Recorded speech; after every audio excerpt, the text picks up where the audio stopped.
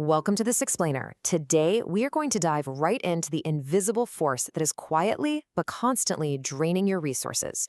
And more importantly, we're going to look at how you can build the weapons you need to fight back. Listen, if you've been feeling like your paycheck just doesn't stretch nearly as far as it used to a few months ago, well, you are absolutely in the right place. So let's start with a question we've literally all asked ourselves recently, whether you're at the market, the fuel pump, or just paying rent. Why does everything keep getting so much more expensive? It's not just a feeling you're having, it's a massive global reality. But to actually beat it, we really need to understand what's happening behind the scenes. Take a quick step back to 2010. Back then, 500 naira could buy you a pretty decent meal in Lagos. Today, that exact same amount barely covers a quick snack. Now, the food itself didn't suddenly become more valuable or harder to cook. No, your money literally lost its power. Now, everything we're diving into for today's explainer is drawn straight from a really insightful text called Inflation and Your Money, which completely demystifies how rising prices erode wealth across Africa and beyond. It's this incredibly practical guide. It takes all these massive, scary economic concepts and translates them into everyday survival skills. Okay, here's our game plan for today. We'll start with the silent wealth thief, then look at why prices keep rising, explore the savings trap, figure out defeating inflation with assets, and finally wrap up with wealth in the digital age. Let's get right into it. Section 1, the silent wealth thief, understanding inflation. Now, what's really fascinating here is how we need to completely flip our perspective to truly grasp the damage inflation does. The absolute crucial point you need to remember is that true wealth isn't the actual amount of cash you're holding, but your purchasing power. That means what that cash can actually get you at the market. Look, if your income goes up by 5%, but prices rise by 20%, the number in your bank account might look bigger, but you are effectively poorer. Your purchasing power has shrunk. Think of your savings like a giant water tank. You're working so hard to fill it up, right? But inflation is this invisible, tiny leak right at the bottom. If you aren't actively patching that hole, or at least refilling the tank faster than it drains, your stored wealth is simply going to disappear over time. All right, Section 2. Why prices keep rising, uncovering the mechanics. Because prices don't just go up randomly for no reason. They're constantly pushed and pulled by very specific forces.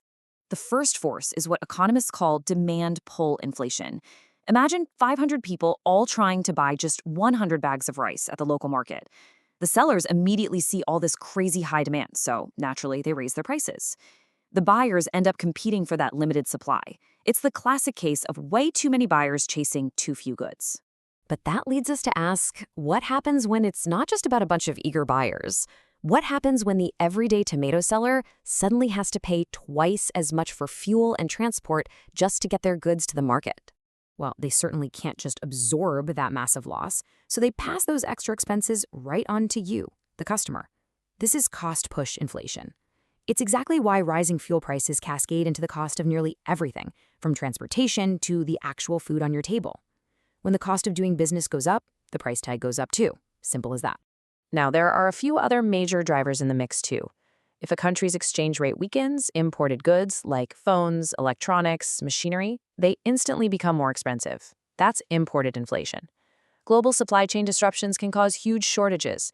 Even shifting government policies, like the sudden removal of fuel subsidies, can instantly alter the entire economic landscape. But look, our goal right now is simply to understand these mechanics so we know how to survive their impact. Which brings us to Section 3, the savings trap, the danger of idle cash. We are all taught to save our money, but in an inflationary environment, traditional saving can actually become a massive trap. Imagine for a second the inflation rate hits 15%. And remember, this doesn't just happen once. It compounds year after year. It acts exactly like a reverse snowball rolling down a hill, just growing larger and eating away at the value of your cash at a faster and faster rate. Let's look at the trap in plain math, because this is wild. If you have 100,000 naira and your bank pays you a 5% nominal return, great, you have 105,000 naira after a year. But if inflation is 15%, the things that used to cost 100,000 now cost 115,000. So your real return is actually negative 10%. You are actively getting poorer while totally thinking you're being financially responsible. Keeping all your wealth in cash for long periods is literally like leaving a block of ice out in the hot sun. Without protection, it just melts away into nothing. Yes, of course, you need some cash handy for emergencies, but keeping your life savings as idle cash, that is a guaranteed way to lose your purchasing power over time. So, what do we do about it? Section 4, defeating inflation with assets, forging your weapons. We know the thief is in the house. Now we really need to build our financial defenses. Your battle plan requires 3 distinct steps. First up, you've got to track your expenses and build a solid 3 to 6 month emergency fund. Second, start budgeting using the 50-30-20 rule. That's 50% for needs, 30 for wants, and 20 for investments. And third, this is the big one, you must deploy your capital into vehicles that actually outpace inflation. You defeat the silent thief by owning what we call productive assets. This means buying stocks, which literally gives you ownership in businesses that can raise their own prices during inflation. It means looking at real estate for property value and steady rental income. Or maybe using mutual funds and ETFs for some really great beginner-friendly diversification. But honestly, you know what the most important asset is? Yourself. Upgrading your own skills makes your earning potential totally inflation-resistant. And you've got to remember this stark contrast here. Saving protects you from immediate emergencies, like a sudden car repair or a medical bill. But investing? Investing protects you from the long-term, invisible wealth thief. By putting your money into assets, you harness the absolute magic of compound growth, where your returns literally start generating their own returns over time. It's a real game changer. Okay, final stretch. Section 5. Wealth in the digital age, navigating new frontiers. The rules of money are changing incredibly fast right now, and we definitely need to adapt.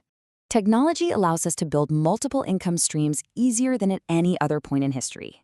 Whether it's an entrepreneur in Lagos setting up a quick e-commerce store, or a student in Accra taking on global remote freelance work, the digital economy just makes you so much more resilient. Plus, fintech apps now allow literally anyone to start automating their investments with just a smartphone, completely breaking down those old, frustrating barriers to entry. Now, what about the wild new frontier of money? Digital assets like cryptocurrency or central bank digital currencies. They offer some really exciting, borderless alternatives and totally new investment opportunities. But, and our source provides a very critical warning here, never forget the golden rule. These assets are highly, highly volatile. You should never, ever invest money you cannot afford to lose. Education must always come before speculation. So, as we wrap up this explainer today, I want to leave you with one final, absolutely vital question to ask yourself. Really look at your savings right now. Look at your daily habits. Is your money actively working for you, growing in productive assets, or is it just sitting there, totally idle, melting away like ice while inflation works tirelessly against it? The choice of how you respond to the silent thief is entirely in your hands.